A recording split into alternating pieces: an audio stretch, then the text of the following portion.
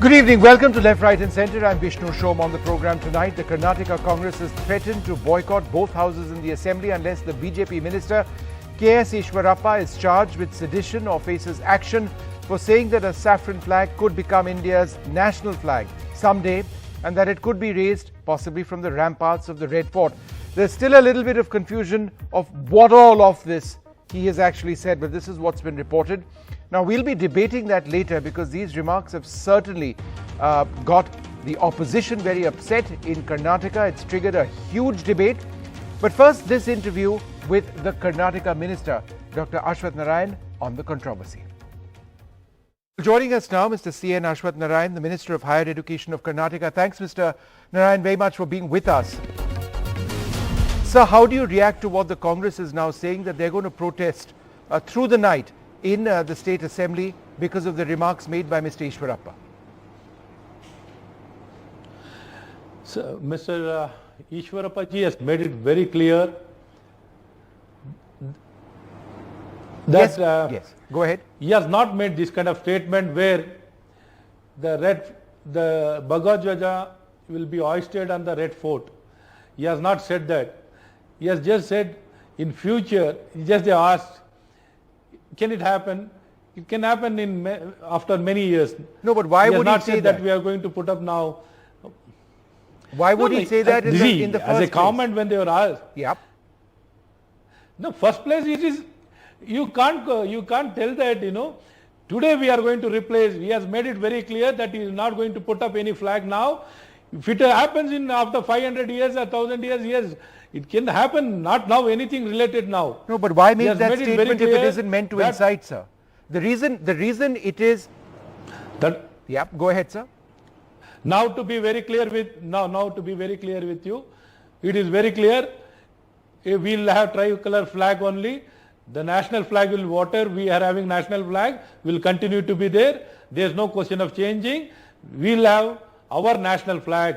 There is no question of changing, and Bhagavad Gita, it has been taken out of context and trying to politicize. Right. So, Mr. Ashwath Narayan, let me just get this clearly from you. We don't agree. Would you welcome our national flag? We don't agree. Got it, sir. Understood. And this is what the BJP has said. But let me ask you this, sir. Would you welcome our national flag atop the Red Fort hundreds of years later, or would you like to personally see it replaced with a saffron flag? No, we want our tricolor flag to be hoisted. We should continue to be there. That is very clear. That is our party stand. That is our government stand. It is very clear. There is no confusion. Tricolor is going to be there always, which is our identity, and it will be continue to be there. So can I ask you, sir, you do not endorse his remarks in any way, right? No, definitely no. You see, Mr. Eshwarappa ji only has made it very clear.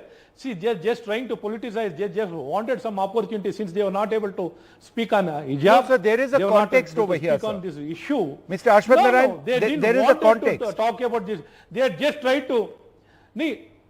You should question. See, I'll tell you one thing. You should have questioned Mr. D.K. Shivakumar, which he has made a false statement. He had made a statement that national flag was brought down and Bhagavad Gita was raised in that flagpole. Is it a true statement? What statement he has made? He has made a blatant lie, which he wanted to make a false allegation, which he has made a false allegation. You're talking about the school, you're talking about the college in Udupi, right? Yes. You're saying that there was no national flag which was brought down over there. No, not college. No, this is in Shumaga. Right, as part of these hijab protests, quoted right? the example. So you're saying... He should have questioned. No, he should have questioned Mr. D.K. Shivakumar, who has lied, who has made a false statement. He has fabricated the entire issue. He is a culprit. He is the man. Why shouldn't there be sedition charges, sir? Issue out of nothing. No, but 1 second, sir. In a country like ours, since they can't talk about hijab, since they can't have any clarity, since they don't have any clarity, they are trying to, do something. They want to divert the attention. I can understand your argument that the opposition doesn't have clarity on the issue, but why would a minister in your government make a remark that the saffron flag should replace our national flag? Why? How would you respond to the Congress who says that no, there have to be sedition charges? If somebody in the opposition made those remarks, wouldn't the BJP No, go after them? Can I ask you a question? Yes, please, sir. Can I ask you a question? Do you have any proof that Eshwarappa ji has made a statement that the national flag should be replaced by a saffron flag? He said that several hundred years later, in his clarification, that perhaps there will be a national flag. You only said that, sir. Video? No. No, that's his clarification. That's Eshwarappa's clarification. He has not made this statement. But you just said, sir, that he was making a hypothetical remark. She said he made a remark. It can have not now anything related. We have made it very clear. There is no question of replacing. Right. Our government, our party, each and every person of this country, we are very clear. The tricolor flag only will be there. It will continue to be there for thousands and as long as this earth is there, as long as people live on this land. Right. So, sir, I must now ask you about the other big issue. As you are the education minister in Karnataka, it is so important to get your views on this entire hijab controversy. And my question to you is this, sir. Should it not be a priority at this juncture to ensure the education of those women, irrespective of what they wear? I'm aware of the High Court's interim order, but for the moment, shouldn't your government make a plea that, look, as this gets sorted out in the court, please encourage these students to go back, they can wear what they want for now, and let us see what happens? So, let me make one thing very clear. See, the prescribing of the uniform was done by all past successive governments, which was initiated in the year 1995 itself. The uniform was prescribed. There nowhere it was mentioned that they can have, additionally they can wear hijab, scarves, kesi shawl. That was not mentioned. Since the uniform to bring uniformity and equality, inclusive, without any discrimination, the uniform was prescribed. Based on that, we made it very clear there is no question of wearing any kind of hijab, kesi shawl. See, once they started wearing hijab, other student came with kesi shawl, kesi stole. When they came with a kesi stole, what happens? This led to the environment in the classroom. It became, more and more religious, more and more confrontation, more and more. See, so let me ask you a couple of questions, sir. When a Sikh student wears a turban, we don't want this kind of situation. Or a Christian student wears a cross, or a Hindu woman wears bangles, or in other contexts perhaps a bindi or anything, will that also be banned from now on, sir? This is a wear, sir. This is a wear. This is something wearable. We are talking about something wearable. We are not talking about variable, what sir? They dress, what Shouldn't they the law be equal to everybody, sir? No, law. It is not lobby. It is not lobby or no law, not lobby, sir. Law. Chain inside law. Here. Shouldn't the law be equal to everyone? Law is very clear. You are not supposed to have anything additional uniform, additional religious wear, which is not been prescribed in the uniform. What about Article 25 of the Constitution? They can't be. What about Article 25 of the Constitution? What about the right of conscience? What about the right of religion? What about various judgments in the past which have said that this is religious satire? See, time and again all these things have been debated. Yes. What as in a uniform, as a place where all the people from all caste, creed, community, they come and study in the school. So they wanted to bring in a uniformity, irrespective of class, irrespective of religion, irrespective of caste. They wanted uniformity. For that reason only, the uniform was brought in for the children to be the same. So we didn't wanted any kind of discrimination. We didn't wanted anything to be. But sir, when you talk about discrimination, and this came up yesterday also, respectfully, sir, is there not discrimination against members of the Muslim community over here, sir? It seems to be directed against them. There are hundreds of religious symbols in our country, whether it's attire or symbols. Why is it only Muslim girls who are suffering now? This is your personal opinion. This has been discussed. No, sir, not mine, sir. It's been asked by many people. It's being argued in court, sir. No. Already many courts have seized about this matter. Many courts have already given judgments. Yes. Nowhere judgments have been given. A girl or anybody can go wearing hijab, go to the classroom. That's not correct, sir. If you look at the Kerala High Court judgment, in the context of a particular examination, women were allowed to attend over there wearing the hijab, sir. In the 1950s, sir, the interpretation of the constitution on religious attire was backed by a Supreme Court judgment. Even in the same Kerala, in the religious minority Christian institution where a Muslim girl wore hijab and went to the class, she was not allowed. And the same thing was upheld by the High Court and that's correct, sir. And the bench of the Kerala. And similarly in the Maharashtra also, even in Maharashtra, the government has completely prescribed uniform. They have not allowed hijab, they have not allowed any scarf, they have not allowed any kesi shawl. Why you are not questioning in Maharashtra government where? But why not in your own state or in other states of the country, sir? For decades, girls have been wearing a hijab. Nobody has asked them in the past because it's been a non-issue. Why is it an issue now? You should. No, see, when it becomes an issue, see, uniform is prescribed. All of a sudden, somebody has not complied. If some places somebody has not complied, it was questioned by some people. Right. Why it is not been followed here? When the question arises, they were not willing to concede. They are not willing to accept it. They took it as a personal stand. They took it as a prestige. They try to be adamant about each and every issue, which will not be accepted by other communities. So, as a law of the land, what is applicable to each one of us should be applicable to each and every person, irrespective of caste, community, religion. Right. But sir, you have not answered that question on Sikhs with turbans. It is not or Christians with crosses. That's also religious attire, sir. Sikhs, Christian with plasma, they will not wear it on their head. They are wearing, one second, what does it have to do with head? They are wearing a cross. A Sikh wears a turban on his head. That is religious attire. You cannot separate that from their identity. See, what? No. Whatever they wear, it is inside their dress. Nobody will sport it or nobody will bring it outside and display across. Outside their shirt or outside their dress. The turban of a Sikh, sir? A turban, you know very well, it has been very clearly mentioned in the Constitution of India. They have been given that right. They have been allowed. Sir, the Constitution of India also backs wearing the hijab.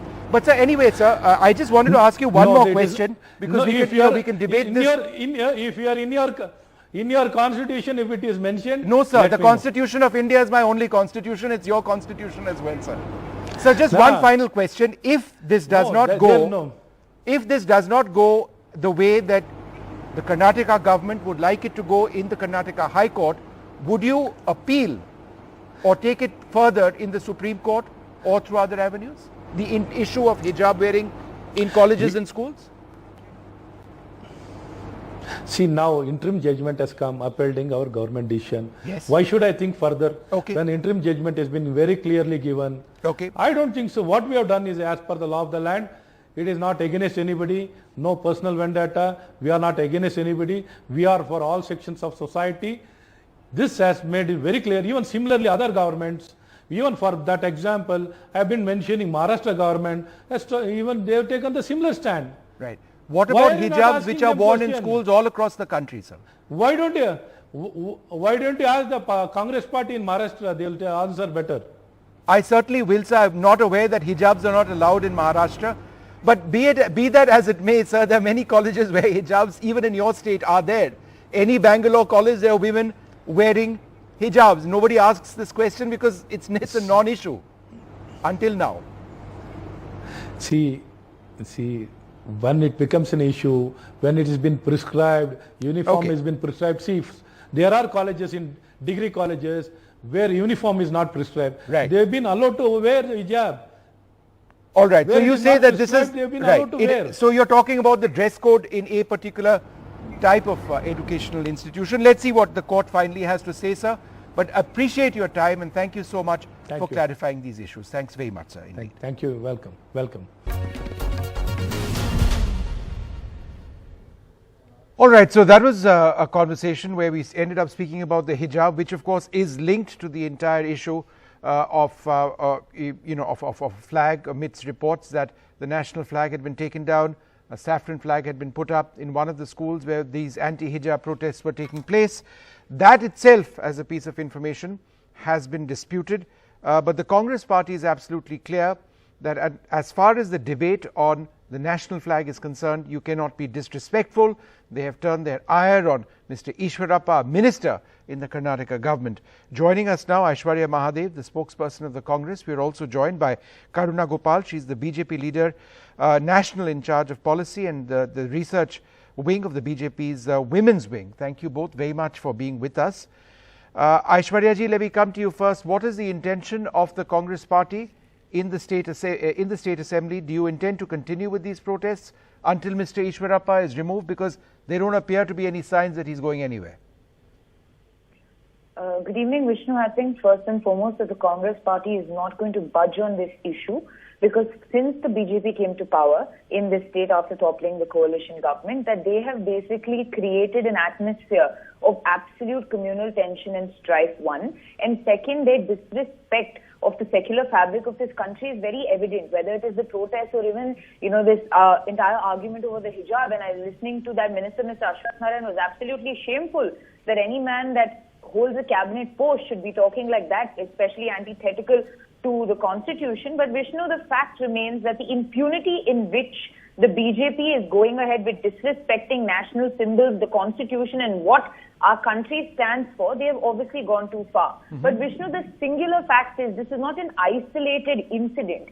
From Anant Kumar Hegde saying we'll throw out the constitution to saying the children of the constitution or those who believe in the constitution are dogs, you have seen where the BJP flag has been flown over the tricolour. We've seen several instances. But this came off the back of something very dangerous, Vishnu, and this is the context. In Shimoga, you saw in the back of these protests with students that you saw somebody climbing up a flagpole and putting up the saffron flag over the tricolour. And from that stemmed Mr. Eshwarappa's statement saying, who knows, someday the ramparts of the Red Fort may end up having a saffron flag. And whether it's the flag code or whether it's, dishonor against any of these national symbols, the fact that he would say that, the fact that he would go into a session, right, the Vidhan Sabha, and say that is extremely disgusting. Okay. All right. Okay. Aishwarya, one second. Let me get Karuna Gopal to respond to that. Ma'am, why would Mr. Eshwarappa make those remarks if it wasn't meant to instigate at a time when a very sensitive hearing is happening?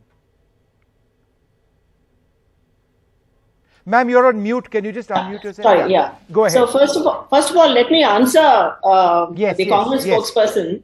Do you recall? I don't understand the outrage of Congress today. The very same Congress that remained tone deaf, the very same Congress that stoically maintained silence when the protesting farmers tried to hoist their sacred flag at the Red Fort. And just very recently, Congress never uttered a word when Mamata Banerjee violated the code of national anthem. Why is this outrage? It's categorically and very clearly, it's to do with what Congress historically has done to create some problem, especially very close to the elections. The BBMP elections are around the corner, and the assembly elections are also pretty close. So obviously they have to hit BJP in two areas. The first area is they want to somehow kick up this communal aspect, No, but Karuna, I understand that, but you've not really answered my question. Why would Mr. Eshwarappa make these remarks in the first place about, a flag which is, any flag other than a national flag? Is that what you want? Would you like to see a saffron flag, ma'am, instead of Tiranga? I mean, as a member of the BJP yourself? No, absolutely not. And this has been clarified by the Chief Minister. It's been so why not take more action against it? No, it is, several times they pick up things that have been said and they are inflated. They are put under the magnifying glass. And that is exactly what has happened in Congress. Congress, knowing that it's on a very shaky ground, and Siddaramaiah demanding... All right. Okay, ma'am, Aishwarya wants to respond. I'm trying to give you all equal time. Aishwarya, go ahead. Yes. You know, Vishnu, for one thing, nothing is taken out of context. I'm a Kannadiga, I speak the language. I've heard exactly what Mr. Eshwarappa has said. Mr. Bommai has not even come and condemned the statement. Nobody in the BJP has condemned it. They've basically said he's talking about a future incident, one. Second thing is, if the Congress wanted to make an issue out of something, the fact that you have a 40% commission government running where the contractors themselves are talking about it is a big enough issue. Ma'am, the singular fact remains that the BJP obviously creates its power base of this us versus them narrative. Mr. Eshwarappa saying this is flaring up communal tensions. Yes, go look at this school incident also. Who started it? Which MLA of yours was the one that supplied the saffron turbans and shawls and got students lathi charged also? Vishnu, the singular fact remains that the Congress is not going to allow the BJP to do this. My leader, Mr. DK Shivakumar, Mr. Siddaramaiah are sitting in session even now. The Youth Congress is protesting outside their house. And this is a serious case of sedition. This is a serious case of disrespect to national symbols. And Ms. Karuna Gopal can use all the research she has to give us a context of history. But please talk about the state and tell me why your minister would make a statement like this, one.